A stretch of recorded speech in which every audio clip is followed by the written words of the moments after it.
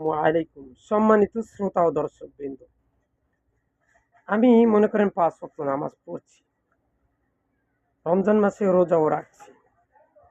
সকালে ঘুম থেকে ওঠার পর ফজর নামাজের পর দিয়ে কোরআনের থেকে হাদিস থেকে তেলাওয়াত করছি অর্থ সহকারে, সেভাবে পুরো জিন্দিগিটা অতিবাহিত করছি।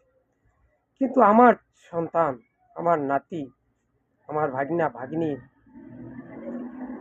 আমার বড় ছেলে ছোট ছেলে ক্রিকেট হাতে ব্যাট নিয়ে খেলাধুলায় মগ্ন। যেখানে জয় পরাজয় আছে, ইসলাম সেটাকে নিষিদ্ধ ঘোষণা করেছেন। আজকে আমি ৫ ওয়াক্ত নামাজ পড়ছি, কিন্তু আফসোসের বিষয়, আজও আমার সন্তানকে সেই খেলাধুলা থেকে ফিরাতে পারি নাই। আজকে খেলাধুলা থেকে ফিরে এনে তাকে কোরআনের তেলাওয়াত করার মতো প্রস্তুতি গ্রহণ করতে পারি নাই।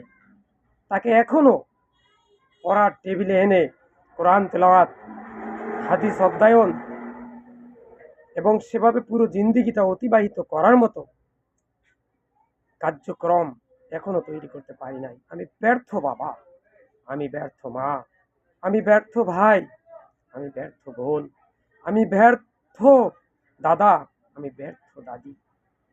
খুব কষ্ট এবং আফসোস লাগতেছে। আজকে আমাদের সন্তান, আমাদের নাতি নাতনি, আমাদের ভাগনা ভাতিজা, তারা খেলাধুলায় মগ্ন, দুনিয়াবি যত কর্ম অপকর্ম আছে সব কিছুর সাথে জড়িত।